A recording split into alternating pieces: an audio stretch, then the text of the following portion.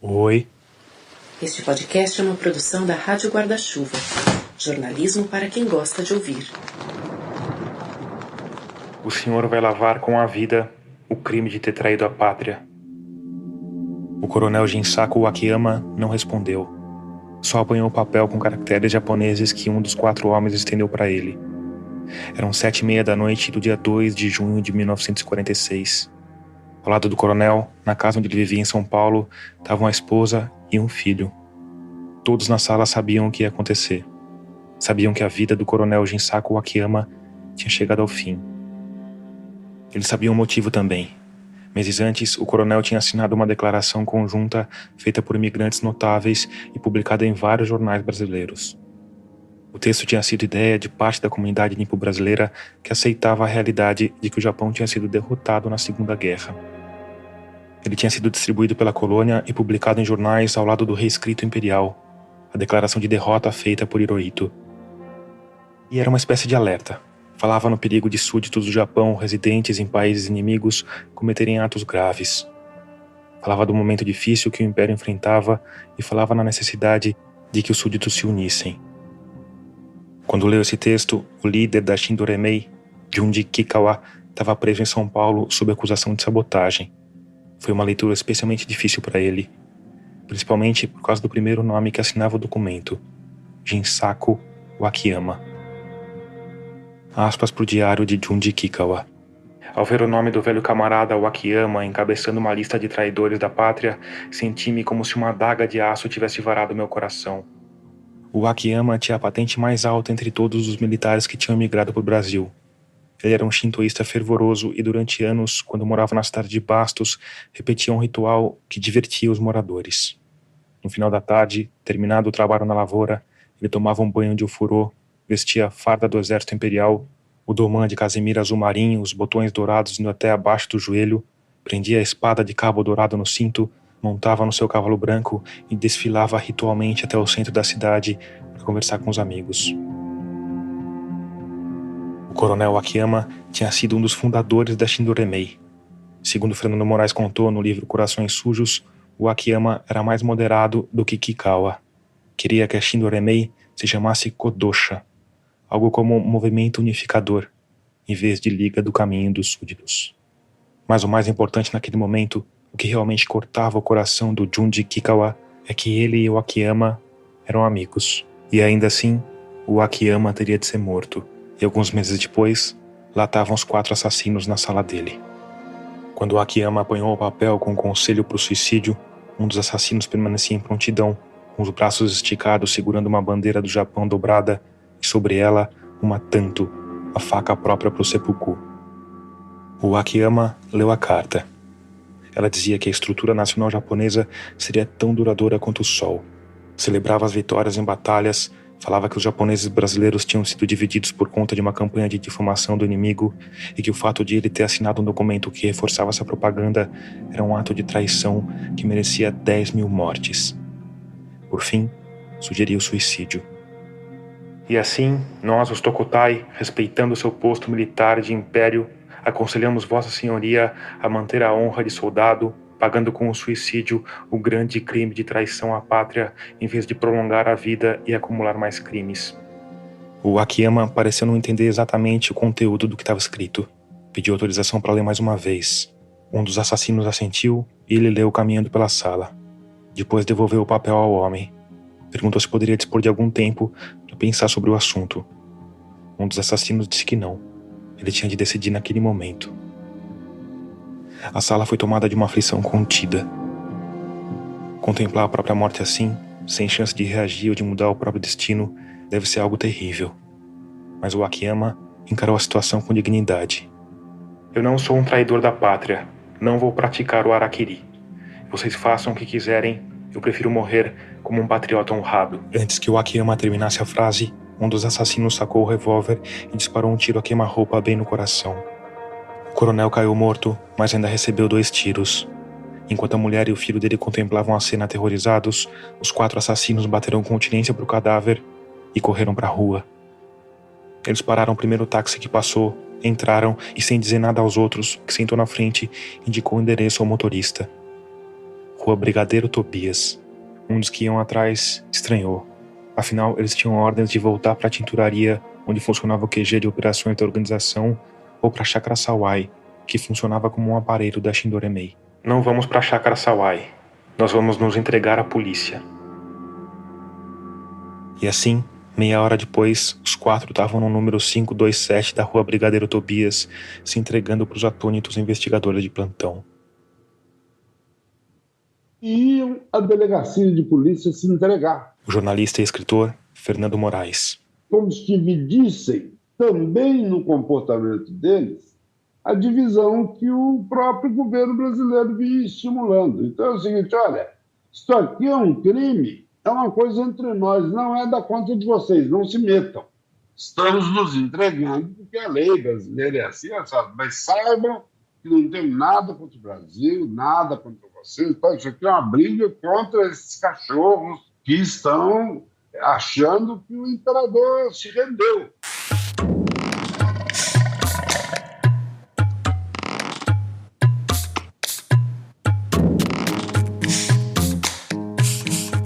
Eu sou Tomás Chiaverini e o episódio 88 de Escafandro já começou. Nele, a gente vai mergulhar ainda mais fundo na história da Shindoremei. Esse episódio é a continuação do episódio 87. Então, se você ainda não escutou o episódio 87, eu recomendo que você faça isso antes de ir adiante. E também antes de ir adiante, eu quero fazer um agradecimento que não pode esperar. Um agradecimento ao grupo de pessoas luminosas que permitem que esse podcast continue no ar. Porque a Rádio Escafandro é orgulhosamente mantida por ouvintes que apoiam o projeto mensalmente com valores que começam em R$5. E eu tô fazendo esse agradecimento especial porque esses 2 episódios também são especiais.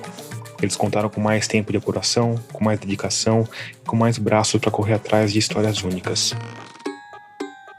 E isso, felizmente, tem refletido na audiência. Com novos ouvintes chegando, o que uma vez mais só foi possível por conta das 1.017 pessoas que apoiam o projeto financeiramente. Então, se você está entre elas, muito obrigado, mas muito obrigado mesmo pelo seu apoio.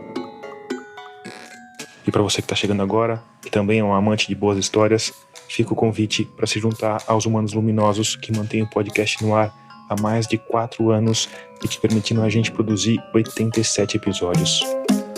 Cada pessoa que passa a apoiar ajuda o projeto a crescer, a se fortalecer e dá ânimo e fôlego para a gente buscar mais histórias incríveis e desconhecidas. Foi pensando nisso, aliás, que há algumas semanas eu comecei a campanha dos R$5. Porque R$5 muito provavelmente não vão fazer muita diferença aí no seu orçamento mensal. Mas hoje a gente tem um público de 30 mil ouvintes. E com R$5 vezes 30 mil, a gente conseguiria fazer simplesmente o podcast dos sonhos. Então, enfim, se você gosta do trabalho, se quer ver mais episódios como esses 2, com apurações mais profundas e saindo numa frequência maior, vem se juntar à nossa comunidade de ouvintes financiadores. Para isso, o caminho é rápido e seguro. É só ir lá no site catarse.me/escafandro e escolher o valor com o qual você quer ou pode contribuir. E sim, R$5 vão fazer diferença. Claro que se você quiser contribuir com valores mais altos, ajuda ainda mais. E nesse caso, também tem direito a canecas customizadas ou a livros autografados como recompensa. Por fim, se você já está entre humanos luminosos como a Mariana Tello, o Arnaldo Rodrigues Júnior, a Sandra Rosalém e o Tomás Pereira, de novo, muito obrigado por isso.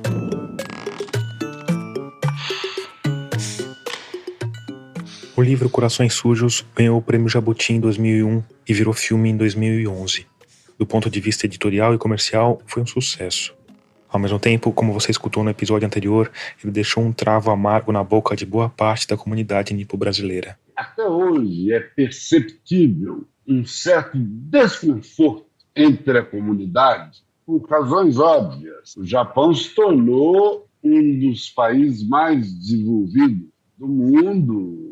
E imaginar que há tão pouco tempo tinha gente que acreditava que o eixo tinha vencido.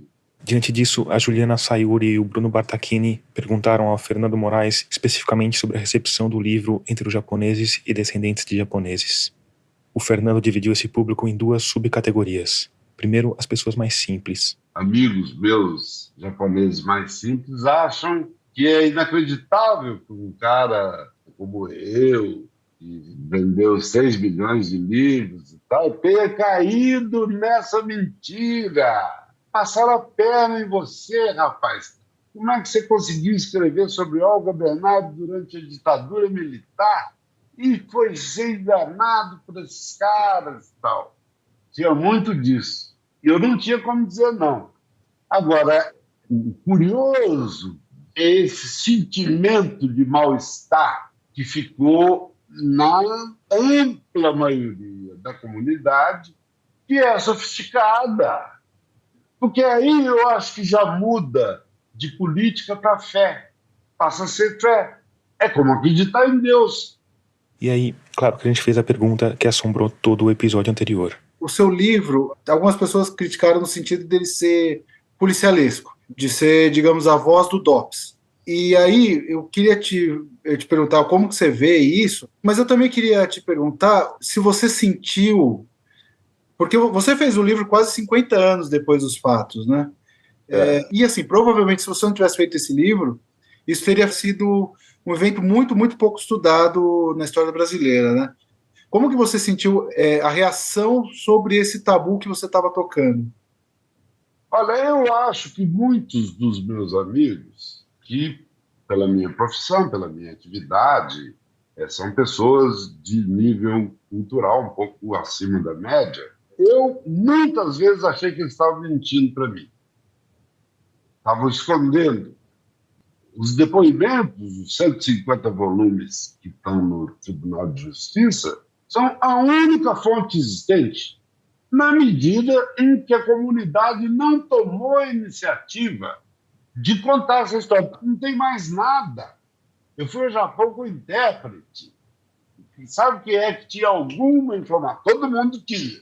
Mas sabe quem é que se dispunha, às vezes, a me dar informação sobre o tema? Muito superficialmente, os decassegues. Decassegues são os descendentes de japoneses que voltam ao Japão para trabalhar e que muitas vezes sofrem discriminação lá, assim como os pais ou avós deles sofreram discriminação aqui. Então, essa versão de que eu teria me valido, sobretudo, do material da polícia, que seria um livro policialesco, o que não me envergonharia, porque eu adoro fazer matéria policial, na verdade não tinha outra alternativa.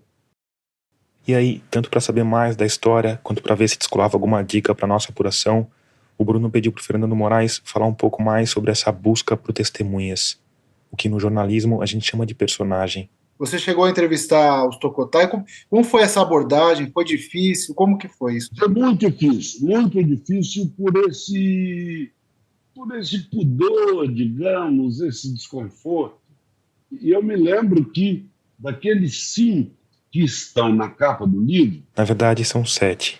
Os 7 samurais de Tupã. Eu consegui descobrir este aqui, da extrema direita de quem vê. Eu coloquei essa foto no nosso Instagram, que é Rádio Escafandro. Que era, agora o Covid comeu minha memória... O senhor Hidaka? Seu Hidaka, lá de Marília, onde ele tem uma loja de bicicletas. E o seu Hidaka, que eu já tinha tentado falar com ele algumas vezes, indiretamente, pelo Kawasaki, meu amigo, que era o meu intérprete também, e ele dizia que não adiantava, que ele não lembrava de nada disso, e que também não adiantava ele fazer entrevista comigo, porque ele não falava português, e a transcrição sempre podia fraudar, sem querer, uma frase dita assim ou dita assado. Até que um dia por acaso, ele leu... uma reportagem do jornalista e escritor Mário Magalhães, autor da biografia de Marighella, que falava justamente sobre o trabalho que o Fernando Moraes estava fazendo. Por alto, que era a história, e o seu Hidaka leu a Folha, lá em Marília... E falou, tá bom, traz o Gaijin que eu falo com ele. Ele estava desconfiado de que eu queria fazer um livro de intriga, que humilhasse a comunidade... E a hora que ele percebeu que não, que eu estava interessado numa boa história histórica, ele topou. Na mesma hora, o Fernando se descambou para Marília, levando um notebook e uma câmera fotográfica. E fui para a loja dele, para a loja de bicicletas, e gravamos em pé no balcão. Ele de um lado do balcão, eu do outro, com o notebook ali servindo de gravador, e eu fazendo umas fotos dele. E conversamos, ele escapulia muito. Eu perguntava, mas senhor Idaca, hoje, passado tanto tempo, o senhor acha que é justo o senhor degolar, o senhor matar uma pessoa por ela divergir das suas ideias? Ele falou, não é pessoa, é cachorro. E cachorro tem que matar mesmo. Sabe? Então ele ainda tinha convicção. E no final eu repeti a pergunta, na hora que eu vi que estava acabando, eu falei, senhor Idaca, passaram-se 50 anos. O senhor acredita mesmo que o Japão ganhou a guerra? Todo mundo sabe. Eu já fui lá, eu fui a Hiroshima, eu fui a Nagasaki. Como é que o que o senhor acha? Quem que o senhor acha que ganhou a guerra? Foram os aliados ou foi o ex? Ele tinha uma cara engraçada, tinha um ar assim meio irônico. Ele olhou para o meu notebook e falou assim... Quem fabricou o computador do escritor? Da Sony. E ele viu a minha máquina, que era uma Nikon. Quem fabricou a máquina de retrato do escritor? Eu falei, a Nikon. Ele falou, Sony, Nikon, eixo ou aliados? Eu falei, eixo. Ele falou, tá respondido.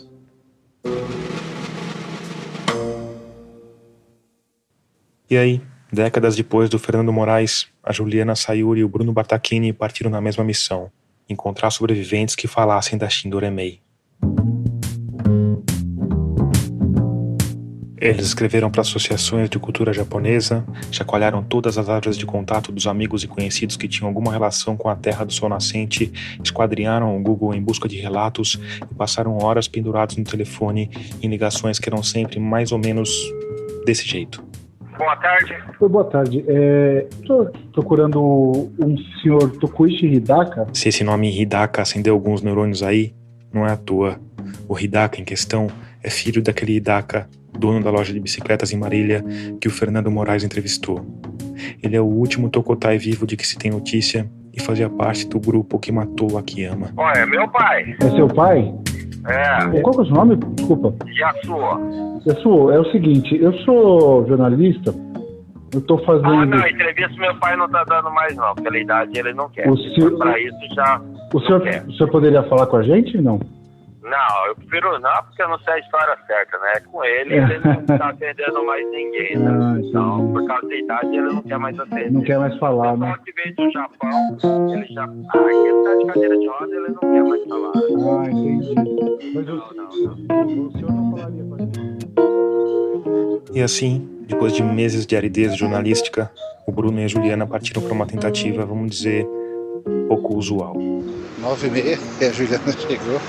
Eu tô indo lá. Um sábado de manhã, eles se encontraram no terminal da Vila Prudente. Bom dia. Perdi, na verdade, eu fui todos.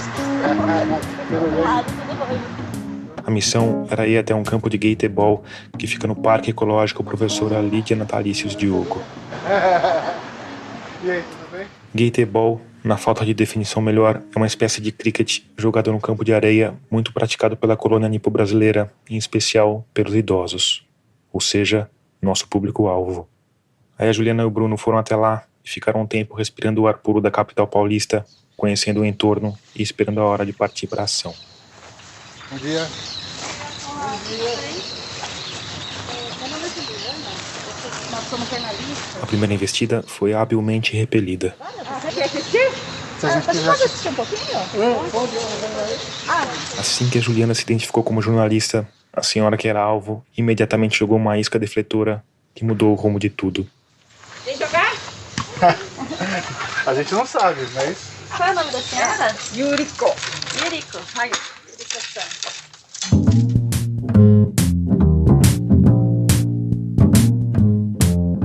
A saída, retroceder, reagrupar, investir no reconhecimento do terreno antes de um novo ataque. Vocês começam que hora? Sábado e domingo as pessoas vêm 6 horas, né? Mas 2 pessoas. Tem bastante jardim, viu? É? Certo. hora de mais uma investida. A gente é jornalista e a gente está produzindo... Parabéns, jornalista! Parabéns nada. A segunda vítima tentou usar do mesmo expediente para escapulir, mas agora a equipe já estava preparada. A gente está fazendo uma reportagem tentando resgatar a história da Shindorei-mei. A senhora já ouviu falar dessa... A resposta? Evasão pura e simples. Eu não entendo muito português. Eu sou importado do Japão.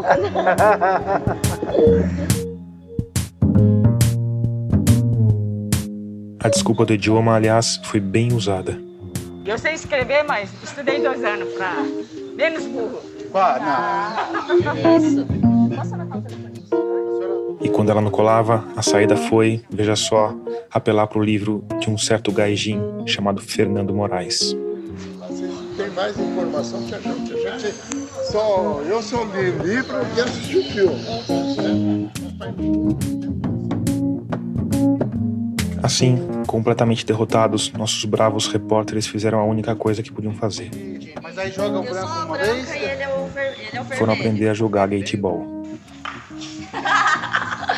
Não vale essa. Lógico que valeu. Não, lógico que não. Essa não conta. Tá bom, vamos. Mas essa daqui ela tá falando. Mas nem tudo estava perdido. Depois dessa derrota, a Juliana conseguiu um grande avanço. Marcou uma entrevista com um homem chamado Yoshio Kiyono. Ele era basicamente o personagem ideal. Neto do coronel Jinsaku Akiyama, o homem cuja morte foi descrita na abertura desse episódio.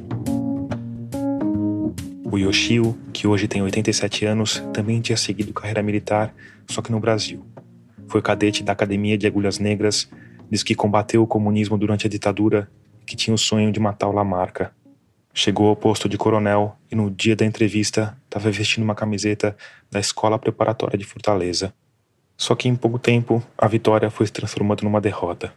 Primeiro porque o homem só topou falar uma única vez, no único horário, no único local, e o local em questão era uma padaria.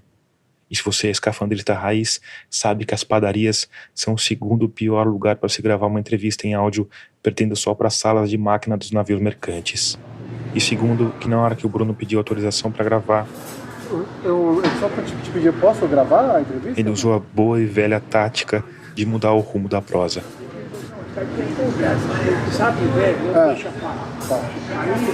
E aí, como o áudio estava terrível, eu resolvi usar só um trechinho da conversa, bem do final. Eu escolhi esse trecho porque, como você vai ver, ele resume o pensamento de muitos compatriotas. A Shindorei foi dar embora a sua pátria, não sei o que, defender, né? Então, E Tokotai? é criminoso. Os Tokotai, que matavam em nome da Shindorei, eram criminosos, mas a organização em si era nobre. E aí, quando o prazo da apuração já tinha acabado, quando a gente tinha mudado o rumo dos episódios focando na análise e no contexto, uma outra pessoa topou falar. Meu nome é Hidemitsu Miyamura, eu sou nascido em 1944. O engenheiro aposentado Hidemitsu Miyamura. Eu fui do norte do Paraná, de Apucarana. Ele conversou com a Juliana Sayuri e com o Bruno Bartachini na casa onde vive hoje, no bairro do Brooklyn, em São Paulo. Depois fui estudar em Curitiba. Lá em Curitiba eu fiquei sabendo, tentando ler esse diário. O diário do pai dele, que estava escrito em japonês, uma língua que o Hidemitsu conhecia só de forma rudimentar. Mas eu fui muito pouco para frente. Aí, depois de se formar, o Hidemitsu foi trabalhar na NEC, Nippon Electric Company. Eu tinha 25, 26 anos e os meus chefes tinham 40, 45 anos. O Hidemitsu contou que esses chefes eram japoneses e quando eles eram recém-formados, tinham trabalhado na reimplantação da rede de comunicação japonesa no pós-guerra. E os chefes dos meus chefes eram militares americanos, que eles foram recuperar também, instalar também as bases militares no Japão. O trabalho do Hidemitsu acabou criando uma ponte do presente com as histórias do Japão na Segunda Guerra e, consequentemente, com a história do pai dele. Ao mesmo tempo, as conversas com os chefes e viagens para o Japão a trabalho permitiram que ele melhorasse o nível de leitura em japonês. Você aprendeu a ler e você começou a ter acesso ao diário do seu pai? É. Aí eu comecei a digitar e perguntava algumas coisas para ele. Conforme decifrava o diário do pai, o Idemitsu ficava mais curioso sobre a história da própria família. Então, ele começou a conversar com a mãe e levar ela para visitar os irmãos e as irmãs dela. E ficavam eles lá com a saudade de tanto, começavam a contar histórias de fazenda do Mão, fazenda aqui, fazenda ali, aconteceu isso, matamos porco aqui, fizemos queimada ali. Então, e eu ia anotando em português, rascunhando, e vinha para casa e ia transcrevendo isso. O Idemitsu passou a digitar essas histórias durante a noite, aí ele imprimia e deixava na cabeceira da mãe. Era 3 horas da manhã, ela acordava, fazia a oração dela e aí lia o texto. Depois ela comentava à noite quando eu voltava do serviço. Aí eu tive um progresso muito bom de escrever e consegui escrever esses textos aqui. Depois ele foi além. Começou a escrever crônicas baseadas nesses achados e essas crônicas acabaram publicadas em jornais da comunidade japonesa em São Paulo. São crônicas que mostram um passado intimamente ligado com a história das guerras. O meu avô, pelo lado materno, com 20 anos, foi à guerra com a Rússia, na Manchúria, onde é hoje norte da China, e o Japão ficou como resultado da guerra com a Rússia. Eram as mesmas histórias que o avô materno contava quando ele era pequeno e que fascinavam o Idemitsu. Carregando os feridos, os mortos no meio de gelo, neve, né? Que empurrava canhões. Eu fiquei desde criança, 4, 5, 6 anos, ouvia essa história. Quando voltou da guerra, o avô dele montou um restaurante, depois uma empresa de mineração que faliu. Com as economias em frangalhos, a família tomou a decisão de emigrar para o Brasil na década de 30 do século passado. Do lado paterno, quem emigrou para o Brasil foi o pai do Idemitsu. Ele também emigrou na década de 1930, com 19 anos. Ficou um tempo trabalhando com o irmão em Bauru, depois se mudou para São Paulo para ser ajudante de dentista. Com o tempo, acabou aprendendo a fazer próteses dentárias. Onde tinha comunidade japonesa, ele ia de ambulante lá, fazendo dentadura, arrancava dentes e fazia pedaços de prótese. E nisso ele virou doutorzinho de dentista prático. Aí, quando os conflitos da Segunda Guerra escalonaram, e principalmente quando os submarinos nazistas começaram a aterrorizar a marinha mercante brasileira, ele começou a ser apontado como espião. O Idemitsu não sabe exatamente por que isso aconteceu, mas é provável que entre os clientes do pai dele estivessem imigrantes ligados às Forças Armadas de alguma forma. Por causa disso, em 1943, o pai dele foi expulso da cidade de Santos, autorizado a levar só 2 malas. E no diário, o meu pai manifesta assim, uma raiva danada pelo preconceito de ser apontado como japonês inimigo, né? Agora vocês estão assim nos discriminando e maltratando a gente e tal, mas quando o Japão ganhar a guerra, vocês vão receber o troco. Isso era o sentimento geral dos japoneses que estavam no Brasil, porque eles tinham vindo com intenção de voltar para o Japão. O pai do Idemitsu era um vitorista. Não acreditava que o Japão tinha perdido a guerra. E foi por isso que a Juliana e o Bruno pediram essa entrevista. Em especial por causa de uma crônica que cita um trecho do diário que o próprio Idemitsu leu pra gente. A página que descreve o dia do fim da guerra, 16 de agosto de 1945, contém um texto tão absurdo que chega a ser inacreditável de tão desapontador, e foi escrita por meu pai quando ele estava com 30 anos e no seu peito fervia um incontido amor à sua pátria. Dá para imaginar o sentimento com que as próprias linhas foram escritas. Está no diário, entre aspas, grande vitória. A cada momento está sendo repercutida para o mundo a tão esperada vitória do nosso Império Japonês. Nosso Império nunca traiu nossa expectativa de grande vitória no encerramento da Guerra do Pacífico. 100 milhões unidos num só espírito do povo de Yamato nessa grande vitória do nosso povo. Uma grande vitória na Batalha Mundial. Fecha aspas. O texto dava a entender que o Idemitsu Miyara estava envergonhado da postura negacionista do pai. Mas conforme a conversa foi avançando, essa ideia perdeu a forma original e acabou esmaecida na zona cinzenta e sombria que ainda hoje encobre as histórias ligadas a Shindoremei. Mas e o senhor? O que o senhor pensou quando o senhor leu isso pela primeira vez? O próprio exército japonês divulgava fake news. Era estratégia de guerra. Então consta lá no diário do meu pai que hoje foram abatidos 400 e tantos aviões do inimigo. Na costa de Saipan, lá afundaram 20 navios do inimigo. Está cheio de notícias desse tipo. E ele vibrava com essas notícias. Estrategicamente, para enganar o adversário, soltava fake news. Esse fake news era ouvido pelos japoneses aqui e ficava na emoção de que estava ganhando. Isso tem registros aqui. Então, vários japoneses pensavam que estavam ganhando. Quando é que aparece no diário a derrota? Tem trechos que ele diz que hoje, já em 47, assim, os jornais noticiam que fulano de tal voltou do Japão e está dizendo que o Japão perdeu a guerra. Aquele lá é um traidor enviado para soltar uma notícia falsa. Quer dizer, 7 décadas atrás, grupos disseminadores de fake news já usavam um jogo de espelhos, hoje tão presente no nosso dia a dia, de falar que a notícia é verdadeira, na verdade, é notícia falsa. Ou seja, o pai do senhor não admite que o Japão perdeu no diário.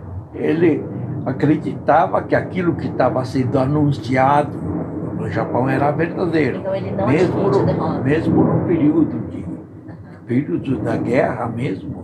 Não, mas em 47, como o senhor mencionou, ou seja, depois do fim da guerra. Eu não lembro bem do quanto, mas eu acho que era coisa de 46. Ele está registrado desse jeito. Registrado desse jeito, não admitindo a derrota, acreditando que as notícias que diziam mesmo que o Japão quando o Japão já estava mentira. derrotado praticamente, ele acreditava que estava ganhando. E o pai do senhor viveu até que ano? Até 95. Da década de 40 até 95, o senhor já teve a oportunidade de ter alguma conversa com ele sobre... Sim, mas ele dizia que aquilo foi um conflito entre os japoneses que eram contra o Japão, que queriam que executasse o imperador e que a imperatriz devia se tornar amante de MacArthur. Essa preocupação com a família imperial estava longe de ser despropositada. Afinal, os outros líderes políticos do eixo não gozaram de um futuro lá muito alvissareiro. Hitler morreu metendo bala na cabeça e coisa. Mussolini foi pendurado de cabeça para baixo. O pai do Idemitsu acreditava que esse também seria o destino do Hirohito. Até 45 para 6, ele ainda acreditava. Até que a realidade se impôs. No momento em que viu que o imperador não seria executado, aí ele aceitou. Deixou essa atitude de ganhador.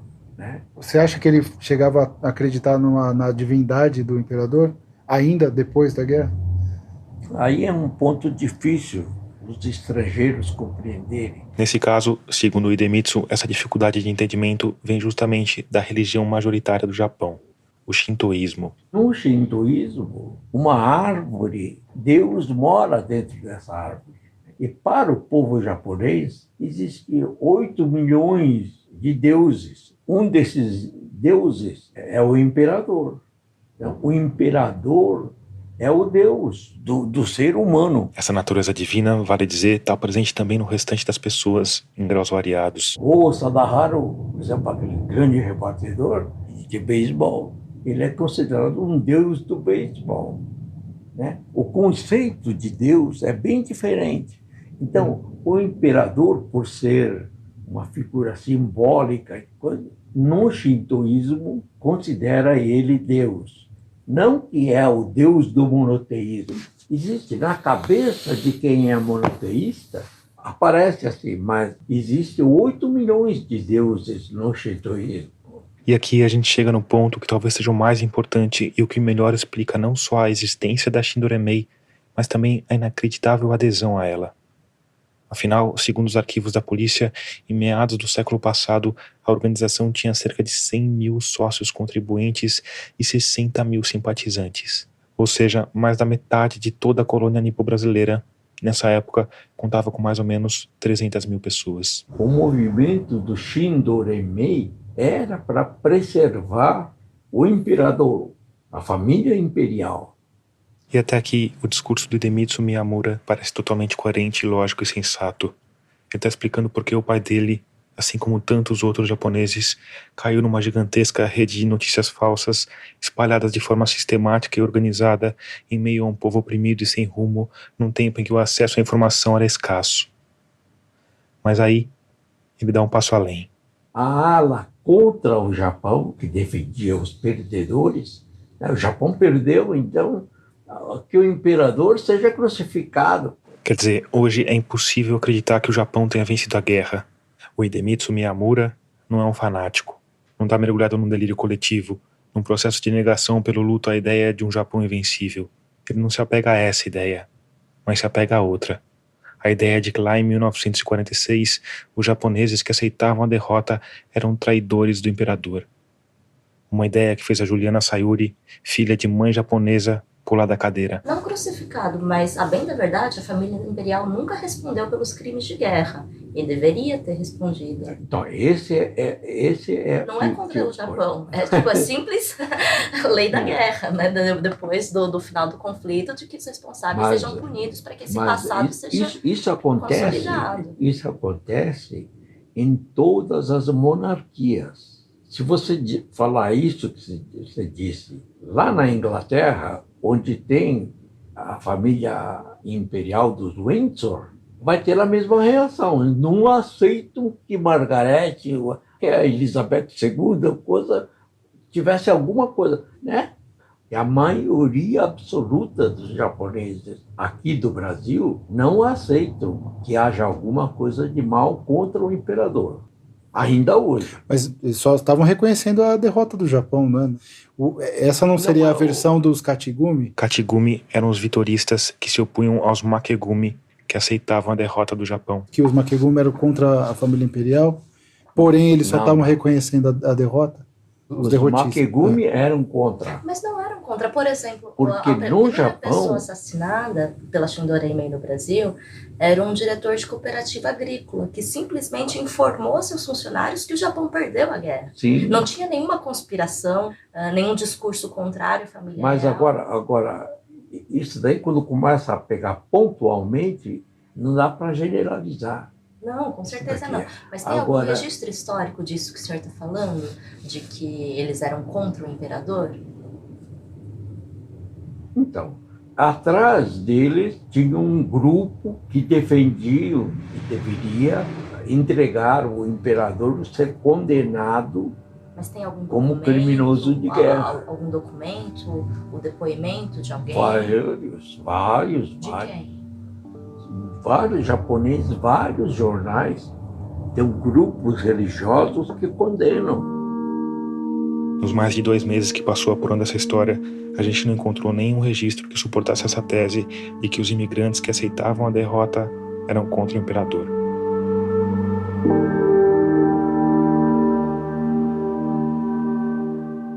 O seu pai, em algum momento, cita os Tokotai, cita Shindoremei. Como que ele trata o assunto? O único trecho que fala dos Shindoremei assim, mais diretamente...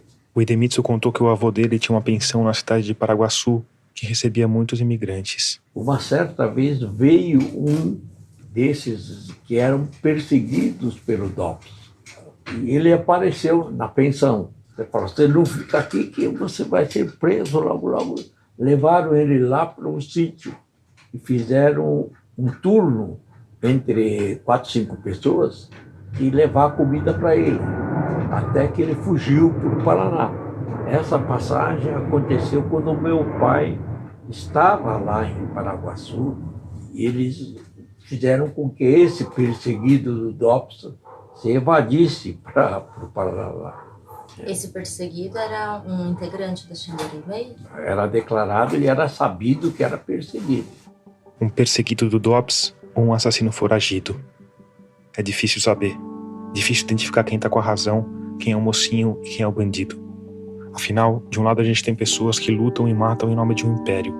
Um império que foi massacrado por 2 bombas atômicas e que se ergueu como outra nação, deixando os crimes de guerra, a aliança ao nazifascismo, embaixo dos escombros de Hiroshima e Nagasaki. De outro, a gente tem a polícia de uma ditadura que matava opositores do regime Vargas e que tinha como principal técnica de investigação tortura. Mas, de novo, o Idemitsu vai além. Diz que o amadorismo dos assassinatos promovidos pelos Tokotai não condizia com uma instituição arquitetada por um povo tão hábil militarmente quanto os japoneses. Para quem estava acostumado a fazer guerra naquelas proporções mundiais, esse ato de terrorismo, matou 1, 2, coisas, não teve a dimensão que realmente teria se a Shindorimei tivesse um intuito de reverter a guerra, por exemplo. Quer dizer, 70 anos depois, um homem esclarecido, com curso superior, ainda olha para trás e pensa na possibilidade de se reverter a guerra. Imagina, 100 mil lavradores de um país subdesenvolvido erguendo foices e ancinhos contra o poderio bélico de Estados Unidos, Rússia e metade da Europa. Mas não era mesmo a intenção de reverter a guerra. A intenção era de eliminar os japoneses que admitiam a derrota do Japão. Isso eu acho que aconteceu. E aí, depois de mais ou menos 1 hora de conversa, eis que chega ele, o fantasma do comunismo. Na época de Stalin, Trotsky, a Internacional Comunista, o país estava envolto pelo comunismo. O país, no caso, é o Japão de Hirohito. Estava infiltrado mesmo dentro do Palácio Imperial. Estava cheio de pessoal de esquerda, pronto para entregar o país para a Rússia. Sabe? O senhor acredita que há japoneses ainda hoje, há japoneses que moram no Brasil, que não admitem que o Japão estava do lado errado da guerra? Eu acho que tem um outro lado, que o Japão foi levado a entrar na guerra por ação de Franklin Roosevelt. O Roosevelt queria, de alguma forma, entrar na guerra, mas o povo americano não queria. E estava em jogo a eleição. Se ele dissesse que estava voltado para a guerra, ele perdia a reeleição. Então, politicamente, ele precisava dizer que não era favorável à guerra. Mas, do outro lado, o staff do Roosevelt estava infestado também de pessoal de esquerda, ligado com o governo comunista. Os Estados Unidos entrou na guerra depois de Pearl Harbor. O senhor acredita que Pearl Harbor foi orquestrado por comunistas? Pearl Harbor foi uma estratégia de guerra do Japão, mas os Estados Unidos sabiam que o Japão estava próximo do ataque a Pearl Harbor. Em outras palavras, quis que o Japão atirasse a primeira pedra. E o Japão atirou. Atirou. Então eu pergunto, o senhor acredita que muitos japoneses não compreendem o lado que o Japão estava na... A opinião japonesa está dividida. A maioria acha que não devia acontecer Pearl Harbor, mas muitos daqueles que veem a situação como estava, seria pior se não tivesse a guerra. O Japão teria que se entregar. E pro Hidemitsu Miyamura, nesse caldo indefinido de heróis e bandidos, tem um vilão que se destaca. Que não são os Tokutai, não é a polícia truculenta de Getúlio, não é Hitler, nem MacArthur. É ele, o livro Corações Sujos. O livro do Fernando Moraes. Porque a geração dos meus pais, ou a minha geração, não contou direito a história do Shindorimei para os seus filhos. Os jovens não ouviram dos seus pais a realidade. Não tem nenhuma informação no livro que é falsa. O que o senhor acha que falta no livro do Fernando Moraes? Eu acho que falta o ambiente em que viveram os nossos pais durante a guerra. Essa é a crítica básica que você já ouviu de outros entrevistados. E que, vale dizer, é falsa. Todo o segundo capítulo do livro, com 37 páginas, é destinado a essa contextualização que é retomada em vários momentos da narrativa. Mas o Idemitsu foi além das críticas. Não era um grupo terrorista. Se fosse uma coisa de terrorista mesmo, teria uma organização, teria uma estrutura para poder vencer. E a figura, por exemplo, do senhor Kamegoro Ogasawara, que era, sim, membro super ativo da Shindoreimei e que, inclusive, era o responsável por articular os assassinos. Ou seja, existe uma ligação direta entre a Shindoreimei e assassinatos ou tentativas de assassinato. Mas o que... tem várias versões da coisa, mas o outro lado não foi importante. Poxa, o que eles fizeram, os meninos desgarrados, saíram lá desembestados e cometeram... Aquilo é coisa de amador. Na visão do Idemitsu, os Tokotai, que recebiam ordens diretas do fundador e líder da Shindoreimei, que se organizavam em grupos de 5, que invadiam a casa de imigrantes ilustres com cartas de suicídio em japonês e facas rituais, eram meninos desgarrados.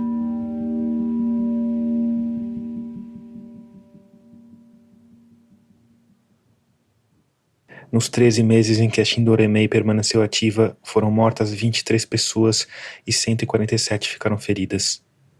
O impacto disso na época foi gigantesco.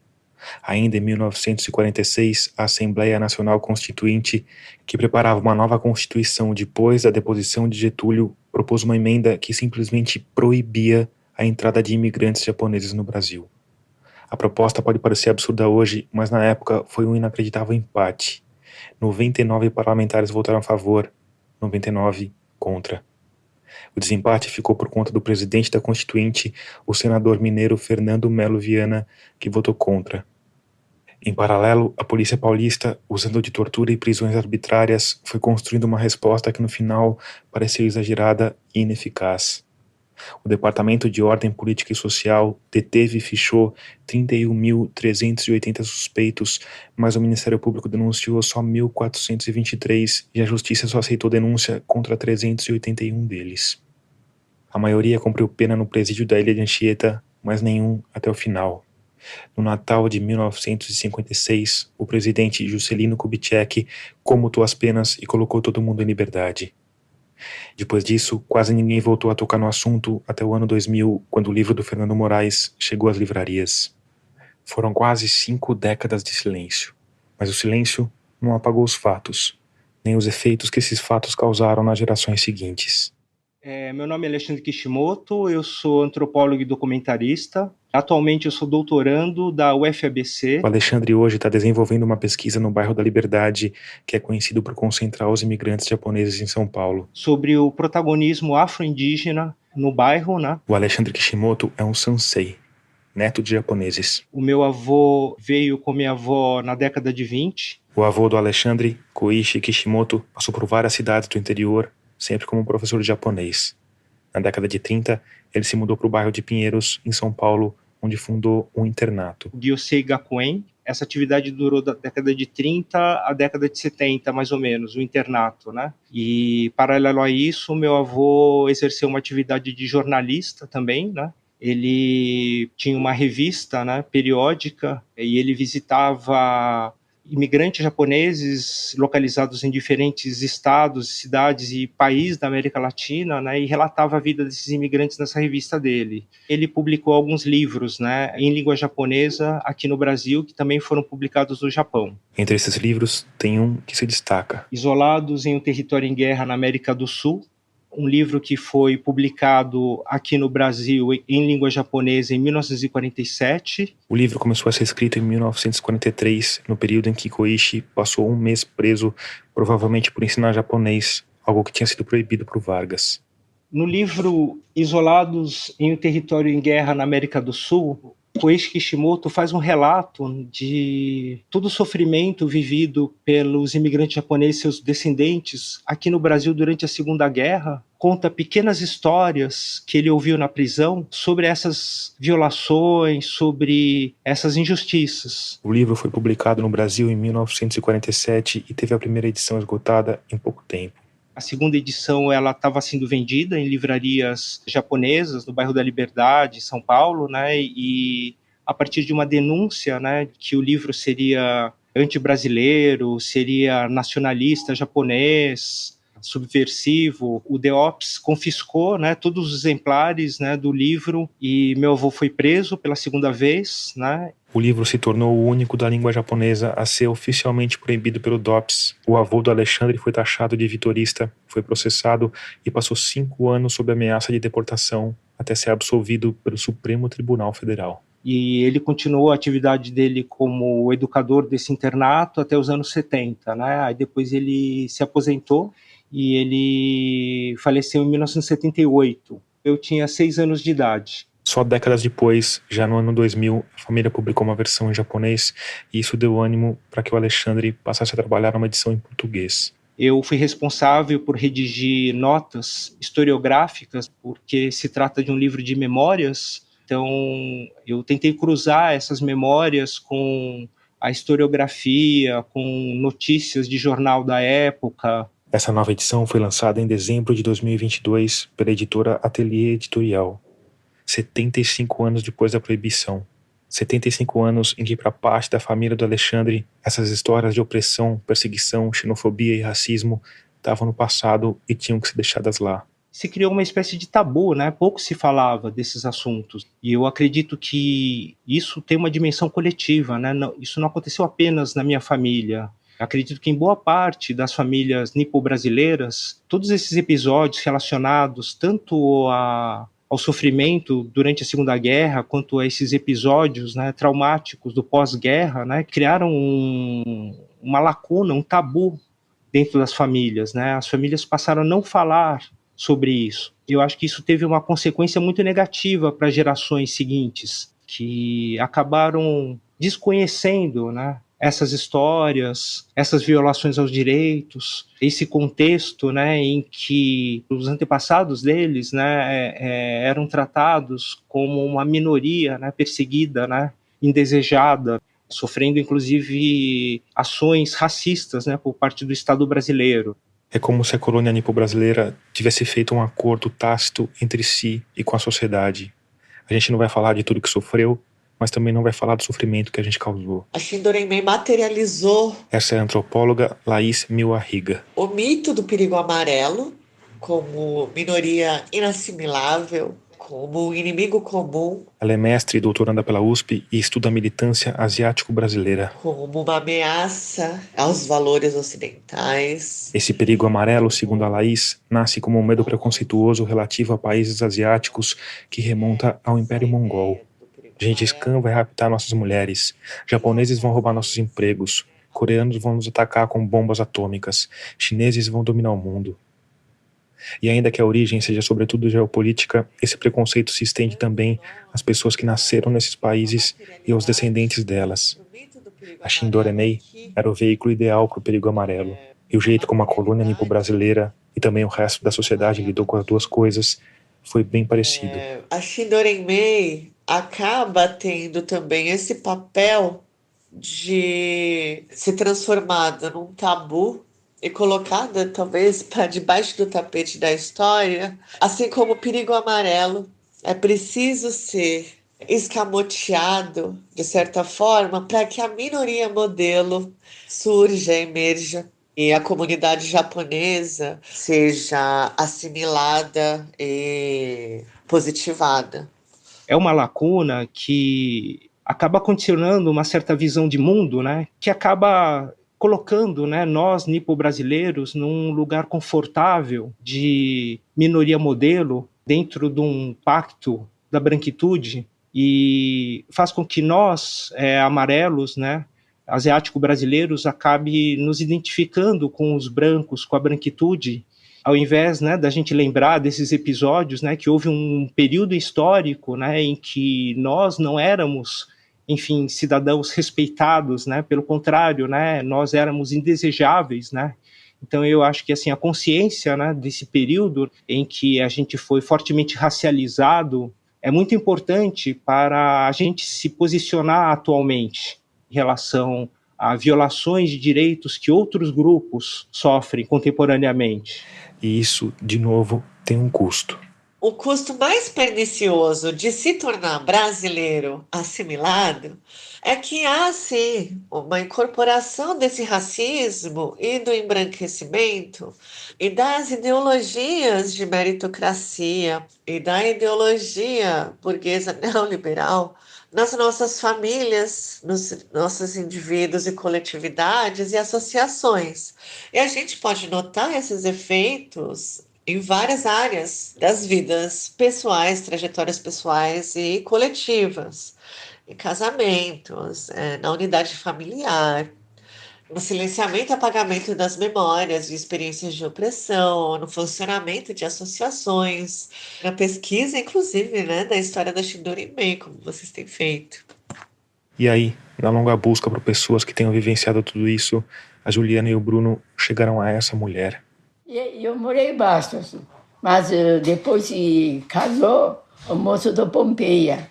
Então a filha toda nasceu em Pompeia. A Aiko Iguchi, que deu essa entrevista na casa onde ela mora, no bairro de Santana, em São Paulo. Meu pai tinha sítio, eu que tomava conta. O que a senhora cultivava? Plantei bastante fruta, uva, laranja estava cheio, né? Até tinha café. Então eu cuidava, porque papai trabalha na cooperativa. A Aiko Iguchi tem 102 anos. Veio para o Brasil aos 5, tem 5 filhos, 5 netos e 6 bisnetas. Eu casei, filho mais velho, né? Queria estudar, mas o filho mais velho trabalha na roça, né? Uhum. Então sempre morou com a mãe, sogro. Mas sogro muito bom. Aiko-san, eu sou jornalista e a gente está fazendo uma reportagem contando a história da Shindorei Mei. E aí por isso que a gente veio visitá-la hoje, né? Para conhecê-la, para ouvi-la também um pouquinho e para fazer as fotos para a reportagem. Tá. O que a senhora lembra desse assunto? Porque meu pai não fez nada, né? Trabalhava lavoura junto. Então todo dia papai vai e anda no sítio dele, né? Papai deixou meu irmão mais velho, Japão. Assim como tantos outros entrevistados, a Aiko simplesmente mudou o rumo da conversa. Mas no caso dela, essa mudança de rumo é diferente. É como se ela estivesse respondendo a Juliana de forma indireta, por meio de outra história que funciona como uma metáfora. A história do irmão mais velho, que tinha 7 anos quando eles emigraram para o Japão e que foi deixado para trás para morar com uma tia. Então eu queria encontrar esse meu irmão. Sim, ela respondeu uma parte em japonês, o que também é uma metáfora incrível, como se a resposta viesse da Aiko de uma outra vida. Mas ele morreu no tempo de guerra. Lá no Nihon? Já no Nihon. Ele morreu por uma mina que foi colocada na água. Ele estava dentro do navio, era uma mina japonesa, né? Dentro do mar. Essa que ajudou na resposta é Edith, filha de Aiko. Mas esse viu? Quer dizer, o irmão mais velho da Aiko Iguchi morreu pelo que os militares chamam de fogo amigo, por um ato dos seus próprios compatriotas. E ele não foi o único da família. Mas eu queria encontrar, mas eu não encontrei com ele. Até agora. Então, todo dia eu pensava do meu irmão. Qual era o nome dele? Naoyuki. Mizobe Naoyuki, né? Naoyuki Mizobe. Imagino que esse sobrenome deve ter acendido alguns neurônios aí. O único vivo sou eu agora, até agora. Então, a gente sente, fica solidão, né? E Shindorei Mei, a primeira vez que a senhora ouviu falar dessa história, quando foi? A senhora lembra, mais ou menos? Ano. Porque o Di-chan não falava sobre Shindorei Mei? O Di-chan, ou Di-chan, na pronúncia formal, é avô em japonês. Falava. E o que ele falava do Shindorei Mei? Meu pai trabalhava cooperativa. Meu irmão, o único irmão que coisa, já morreu tudo. A Aiko Iguchi está com 102 anos. Português não é a língua mãe dela. Então a gente pode achar que ela está confusa, cansada, que não entendeu a pergunta. Mas eu tendo a achar que ela estava fazendo o mesmo que toda a geração dela. Estava simplesmente deixando o assunto no passado. O único erro dele foi ter dito que a guerra terminou e que o Japão tinha perdido a guerra. Quer dizer, erro entre aspas. Ele foi dizer para os empregados, olha, acabou a guerra e o Japão perdeu a guerra. A gente chorei, viu? Fiquei sentida, né? Depois meu irmão também morreu. Eu quase tinha tomado formicida. Formicida é veneno para formiga e pode ser fatal também para humanos. Mas eu tinha pegado domingo. Aquele toma pouco assim morre. Eu falei, eu não posso. O único vivo sou eu, né? Eu não posso morrer. O pai da Aiko Iguchi era diretor da cooperativa de Bastos. Um homem calado e franzino que quase nunca era visto sem paletó e gravata. Foi a primeira pessoa a ser morta pela Shindoremei com um tiro no coração quando saía do banheiro. Na época, a Aiko estava na casa dos 20 anos e esperava um filho.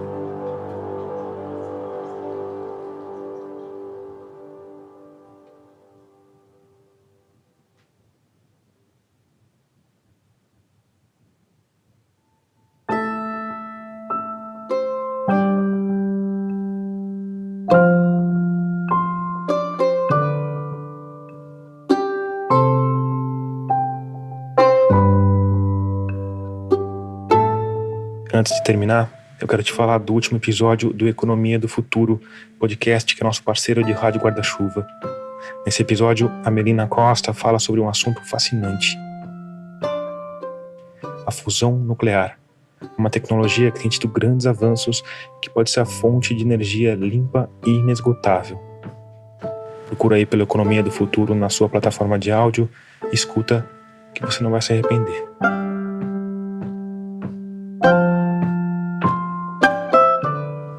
Termina aqui o episódio 88 de Escafandro. Obrigado por escutar e até o próximo mergulho.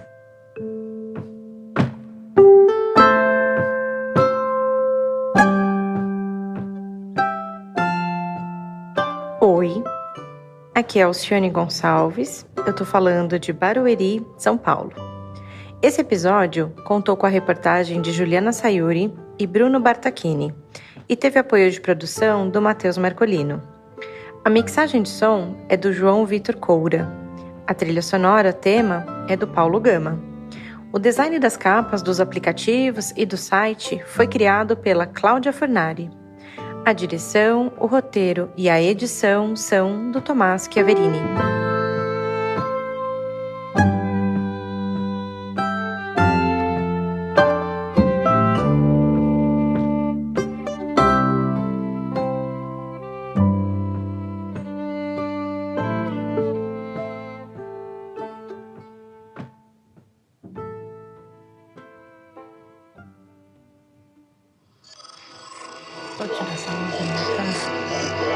Esse podcast é apresentado por b9.com.br.